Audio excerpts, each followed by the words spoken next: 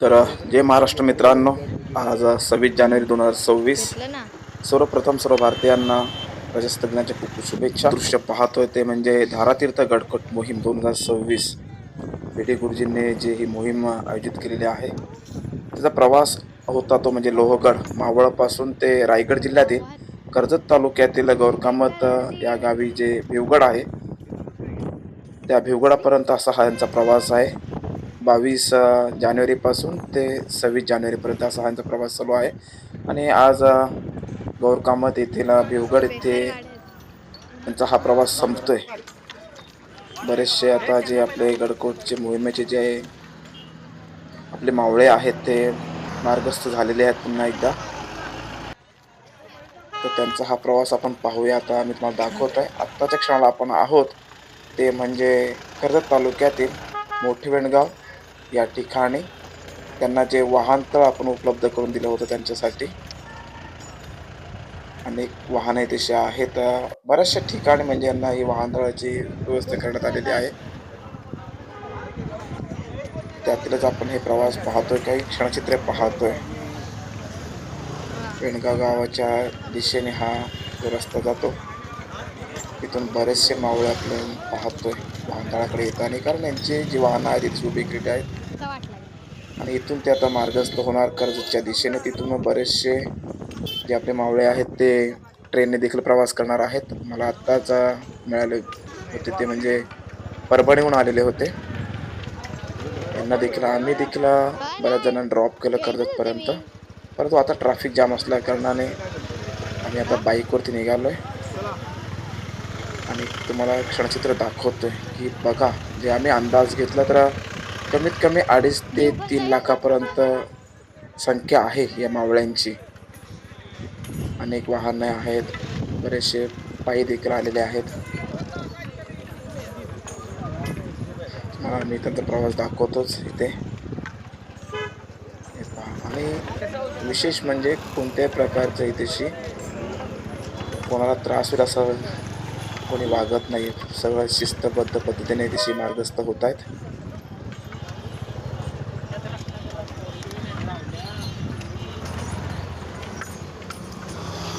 शिवगर्जना असतील, अनेक जण वाद्य देखील घेऊन आलेले आहेत, स्पीकर देखील घेऊन आलेले आहेत. काटे काय येतात ते? शिवनामाचा घोष करत चाललेले होते ते सर्व मावळे आपले.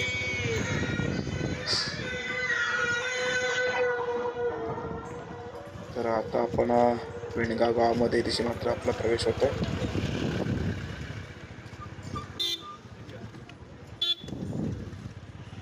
आपण अनेक फोर व्हीलर असतील, टेम्पो असतील, बसेस असतील, रिक्षा, अशा मिळेल त्या वाहनाने मात्र प्रत्येकजण प्रवास करतोय. चालत देखील प्रवास करतायत. जास्तीत जास्त मावळे जे आहेत ते चालत प्रवास करतायत.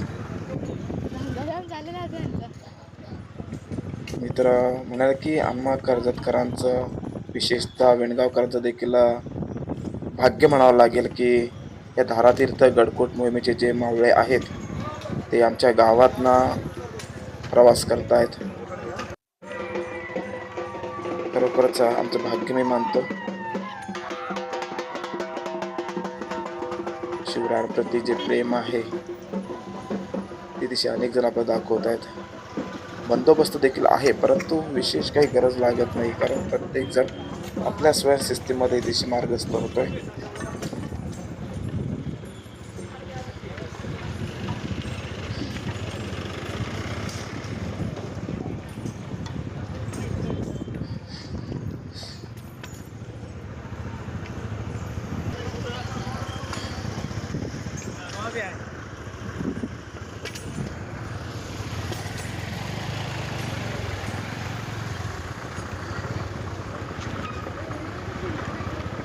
आम्ही देखील आता बाईक घेऊन हळूहळू मार्गस्थ होते. पुढे पुढे जास्तीत जास्त कव्हर करण्याचा प्रयत्न करते. हे पहा, मोठमोठे कंटेनर देखील आहेत, मोठमोठे गाड्या देखील आहेत, त्यातून देखील बरेच जण प्रवास करतायत.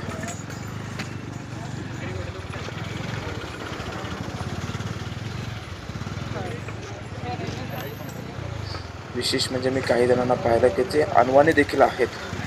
गडाचा प्रवास करताना मी विचारलं देखील, ते होतं की नाही आम्ही चप्पल नाही घालत. असं म्हणजे काय किती प्रेम आहे, किती श्रद्धा आहे. हे पहा मोठवेणगावचं हे मंदिर परिसर. इथे आता आपण पोहोचलो आहोत आणि तिथले देखील क्षणचित्र मी दाखवतो. सकाळचे 11:30 वाजलेत. सकाळी 11:30चे आपण क्षणचित्र पाहतोय. धारातीर्थ गडकट मोहीम 2026. आत्ताच्या क्षणाला आपण पाहतोय मोठवेणगाव या ठिकाणी अनेक मावळे इथे मार्गस्थ होत आहेत. अनेक ठिकाणी यांची पाण्याची सोय असेल, हलक्याशा नाश्त्याची देखील सोय केलेली आहे. ते देखील तुम्हाला दाखवेलच.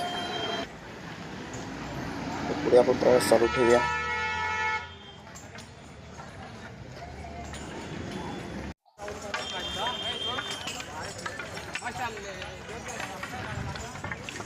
हळूहळू आपण पुढे जाऊया.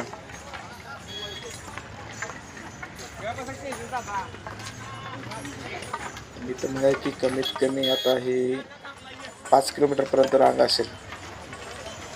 सर्व मावळे आपले मार्गस्थ होत आहेत. अनेक जण 2 व्हीलर असेल, 4 व्हीलर असेल, टेम्पो वेगवेगळ्या वाहनाने प्रवास करतायत. बसेस देखील आहेत.